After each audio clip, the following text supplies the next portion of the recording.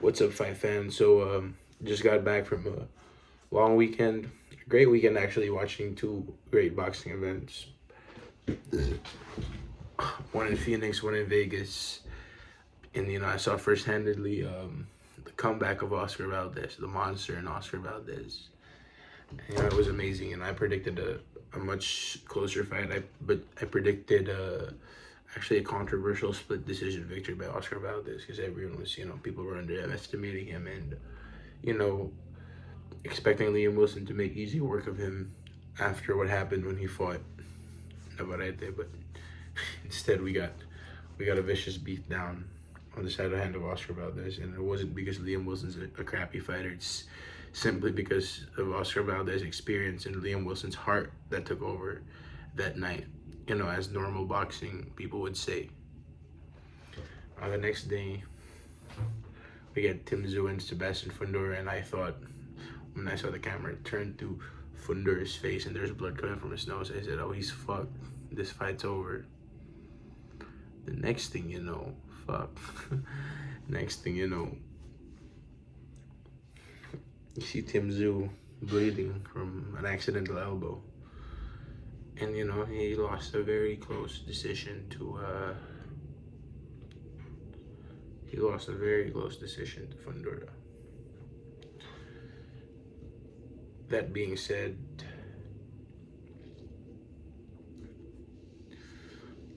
he lost a very close decision to Sebastian Fundora.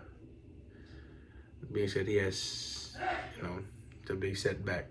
They're expecting to be, the next big thing of Australia. And, he still is. People lose fights. It's not the end of the world, but his superstardom is, a little threatened by that loss because he demolished the guy who knocked Fundora the fuck out. So that just shows everyone that in boxing style makes fights. Triangle theory don't work in the sport. Just so you know, and I don't know how many times boxing's got to prove that over the fuck over again. Given the past few fights that have been happening, Roman Gonzalez against Sirsaket Sorunvisai. Crying out loud, guys. For crying out fucking loud. Okay? Sirsaket Sorunvisai. Okay. Lost to Carl. I forget. I believe. Okay, so Sirsaket Sorunvisai beat Roman Gonzalez twice, who beat the guy, Carlos Cuadras, who beat Rubisai before those fights. So you know what? Triangle theory does not work in boxing, and this has to be another pure fucking evidence that triangle theory just does not work in the sport of boxing. Okay? Now, what else happened? So in Vegas, Tim Tszyu, Tim Tszyu, he kind of disappointed himself. There's a bit of a disappointment because of the loss. But I've talked to I talked to this guy from the boxing board, and he said that the chances of him fighting Crawford next are very likely, given that Spence and Fundora fight next. And personally, as a boxing fan, I would like them to fight on the same card. Fundora and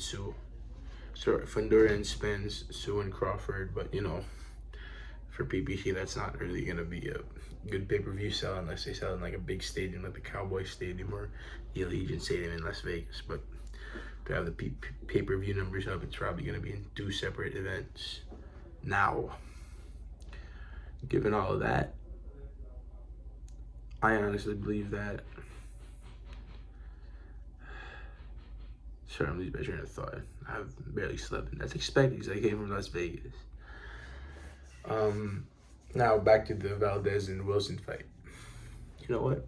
After Inoue does the expected, which is gonna happen, stop Luis Neri in very devastating fashion, I think he should do what he did before, move up, skip the featherweight division, go up to super featherweight, and fight Oscar Valdez. I believe that would be a really good fight, and they're planning to send Inoue back to America to fight here again. I think that's the only good fight. That's the only good fight for boxing. It's the only good fight for boxing for Naoya Inoue here in the United States is a fight against Oscar Valdez. It would be a very, very, very, one of those fights we can't really predict because they're both really good fighters. And Oscar Valdez made his epic comeback against Liam Wilson, stopped him. So the Oscar Valdez of old is back. So it will be a good, just like Inoue wants to redeem Yamanaka's loss to Neri, he should redeem Hiroshige Osawa's loss if and when he fights Oscar Valdez. And in my opinion, it's an unpredictable fight, and it's most likely gonna be another, like the first time Naoya Inoue fought Nonito Donaire in Japan. That's gonna be a very similar outcome because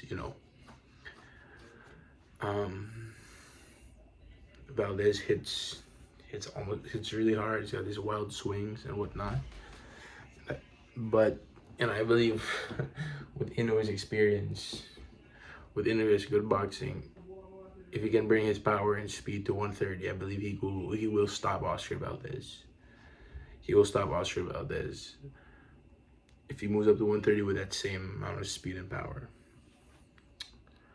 That being said,